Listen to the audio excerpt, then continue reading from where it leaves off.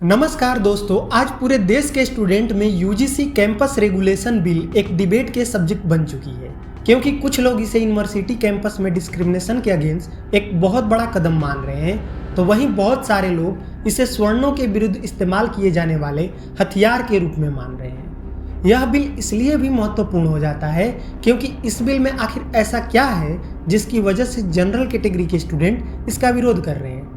तो चलिए सबसे पहले यह जानते हैं कि इस बिल में क्या है और किस किस डिस्क्रिमिनेशन की बात की गई है, क्या इसके फायदे हैं और क्या इसके नुकसान हैं। यूजीसी ने 2026 से नए नियम लागू किए हैं जिनका ऑफिशियल नाम है promotion of equality in higher education institution regulation 2026। सरकार का कहना है कि इन नियमों का उद्देश्य यूनिवर्सिटी और कॉलेज में भेदभाव को रोकना, खासकर जाति, धर्म, लिंग, भाषा, क्षेत्र, सामाजिक पृष्ठभूमि के आधार पर जो भेदभाव हो रहे हैं उनको रोकने के लिए इस बिल को लाया गया है। इस रेगुलेशन में कुछ मुख्य प्रोविजन किए गए हैं, जैसे कि पहला, हर यूनिवर्सिटी कॉलेज में इक्विटी सेल बनाना नेसेसरी कर दिया गया है। अब हर हायर एजुकेशन इंस्टीट्यूशन में अब इक्विटी सेल होगी और इसका काम होगा कि भेदभाव की शिकायतों को लेना, शिकायतों की जांच करना और रिपोर्ट यूजीसी को भेजना। अगर कोई कॉलेज या यूनिवर्सिटी इक्विटी सेल नहीं बनाती है तो यूजीसी उस पर कार्रवाई कर सकती है। दूसरा, डिस्क्रिमिनेशन की परिभाषा को काफ़ी व्यापक कर दी गई है। जैसे यूजीसी के अनुसार डिस्क्रिमिनेशन में अब शामिल होगा जाति आधारित व्यवहार, दूसरा किसी छात्र या शिक्षक को नीचा दिखाना, तीसरा सामाजिक पहचान को लेकर अगर कोई किसी पर टिप्पणी करता है, चौथा एकेडमिक इवेल्युएशन में बायस्ड, चौथा अपॉर्चुनिटी डिनाई करना या गाइडेंस एंड फंडिंग डिनाई करना। यानी कि अब सिर्फ फिजिकल हेरेसमेंट नहीं बल्कि वर्बल प्लस एकेडमिक बैलेंस भी डिस्क्रिमिनेशन की परिभाषा में शामिल हो जाएगी।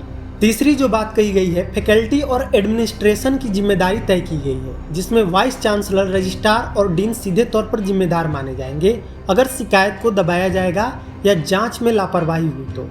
और साथ ही साथ इंस्टीट्यूशन पर पेनल्टी लगेगी, यूजीसी फंडिंग रोक देगी और उस कॉलेज के साथ साथ इंडिविजुअल पर डिसिप्लिनरी एक्शन भी लिया जाएगा। चौथी जो इसमें सबसे बड़ी बात कही गई है कि शिकायत करने वाले की आइडेंटिटी प्रोटेक्ट करने का दावा किया गया है। यानी कि जो बच्चा शिकायत करता है उसकी आइडेंटिटी बतानी नहीं है कि किस बच्चे ने शिकायत की है। यानी कि विक्टिमाइजेशन से बचने की बात कही गई है और उसको कॉन्फिडेंशियल रखने का दावा किया गया है। लेकिन यही पॉइंट सबसे ज़्यादा कंट्रोवर्शियल है, और ये कैसे कंट्रोवर्शियल है इसके बारे में हम आगे बात करेंगे। पांचवी जो इसमें चीज़ है कि मैंडेटरी अवेयरनेस प्रोग्राम चलाने की यूनिवर्सिटी को regular workshop, awareness station, code of conduct जारी करना होगा, जिससे बच्चों में अवेयरनेस को फैलाया जा सके। अब चलिए जानते हैं कि जो लोग इस रेगुलेशन बिल का समर्थन कर रहे हैं वो अपना क्या तर्क रख रहे हैं। उनका कहना है कि इससे एसटी, एससी, ओबीसी और माइनॉरिटी स्टूडेंट को एक एब्यूज रिपोर्ट करने का प्लेटफॉर्म मिल गया है। पहले स्टूडेंट डर के कारण शिकायत नहीं करते थे, लेकिन अब वह खुलकर शिकायत कर पाएंगे। साथ ही कैंपस सुसाइड जैसे केसेस को रोकने की भी कोशिश की गई है। रोहित वेमुला जैसे मामलों के बाद गवर्नमेंट दबाव में थी कि कैंपस डिस्क्रिमिनेशन पर ठोस कदम उठाया जाए। तीसरी बात जो वो लोग तर्क दे रहे हैं कि इससे यूनिवर्सिटी पर अकाउंटेबिलिटी यानी कि जवाबदेही तय होगी। पहले एडमिनिस्ट्रेशन अक्सर इन मामलों में चुप रहता था, अब उसे सीधे यूजीसी को जवाब देना पड़ेगा। चौथी जो इसके पक्ष में तर्क दिया गया है कि एकेडमिक इन्वायरमेंट जैसे कि थ्योरी में इक्वल अपॉर्चुनिटी और फियर फ्री लर्निंग इन्वायरमेंट मिलेगा। लेकिन यह जितने भी तर्क दिए गए हैं उसके साइड इफेक्ट इसके प्रॉफिट से कहीं ज़्यादा है। जो जनरल कैटेगरी के स्टूडेंट हैं या जो इस कैंपस रेगुलेशन बिल का विरोध कर रहे हैं, उनका कहना है कि डिस्क्रिमिनेशन की जो डिफिनेशन है वो स्पष्ट नहीं है। यानी कि अलग अलग लोग इस डिफिनेशन का अलग अलग मतलब निकाल सकते हैं। जैसे कि किसी छोटे से बात पर दो बच्चों में असहमति होने पर इसका मिसयूज किया जा सकता है। गुस्से में वो बच्चा जाकर कंप्लेन कर देगा और दूसरा बच्चा हमेशा डर के माहौल में रहेगा। जो कॉलेज यूनिवर्सिटी की फैकल्टी है वह इनसिक्योर महसूस कर सकती है और जिसकी वजह से वह स्ट्रिक्ट इवैल्यूएशन भी नहीं कर पाएंगे। अगर कोई टीचर किसी बच्चे की स्ट्रिक्ट इवैल्यूएशन करता है तो उस बच्चे को ये लग सकता है कि उसके साथ डिस्क्रिमिनेशन हो रहा है और वह उसके खिलाफ कंप्लेन कर देगा, जिससे जो फैकल्टी है वह इनसिक्योर महसूस करेगी हमेशा। टीचरों का कहना है कि हम ओपन डिस्कशन, ऑनेस्ट फीडबैक देने से डरेंगे, क्योंकि उन्हें हमेशा इस बात का डर रहेगा कि कोई बच्चा मेरे खिलाफ जाकर कंप्लेन ना कर दे अगर मैं उसके खिलाफ स्ट्रिक्ट इवेल्युएशन या उसको ऑनेस्ट फीडबैक देता हूँ कि तुम में ये कमी है। वो उसको डिस्क्रिमिनेशन मान लेगा और जाकर कंप्लेन कर सकता है।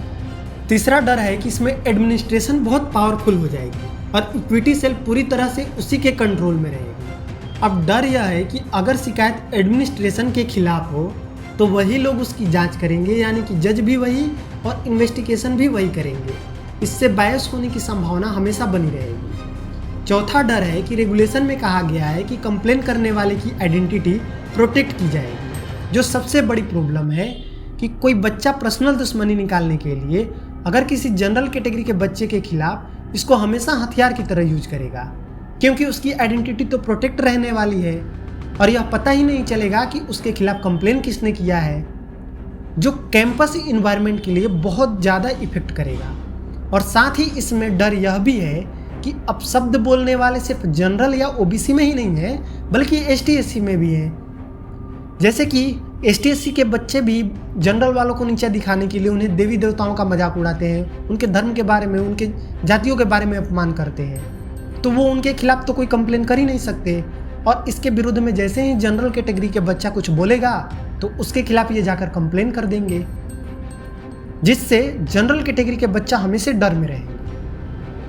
अब बात करते हैं कि आखिर इसका समाधान क्या है। क्या यह यूजीसी कैंपस रेगुलेशन बिल लाया ही न जाए? तो इसका जवाब है कि नहीं, ऐसा नहीं करना है। कैंपस रेगुलेशन बिल आना चाहिए, लेकिन इसमें बहुत तरह की सुधार की जरूरत है, क्योंकि हमारे देश के कॉलेज और university open debate, open environment के लिए ही जाने जाते हैं, जहाँ पर बच्चे पढ़ाई के अलावा खुलकर अपने तर्कों को रखते हैं और फैकल्टी के साथ ओपन डिस्कशन करते हैं। अगर यह बिल बिना सुधार किए हुए आ जाता है तो कैंपस के इन्वायरमेंट पहले की तरह ओपन नहीं रह जाएंगे। इसलिए कुछ प्रोफेसर और ग्रुप ने सुप्रीम कोर्ट में इसे चैलेंज किया है और यह कहा है कि यह नियम एकेडमिक ऑटोनॉमिक के खिलाफ है और नेचुरल जस्टिस प्रिंसिपल क्लियर नहीं है। इसलिए इसमें बहुत तरह की सुधार की ज़रूरत है। आपका इस विषय पर क्या ख्याल है, कमेंट में ज़रूर बताएं कि क्या जो करंट में यूजीसी बिल है वह सही है या इसमें सुधार की ज़रूरत है।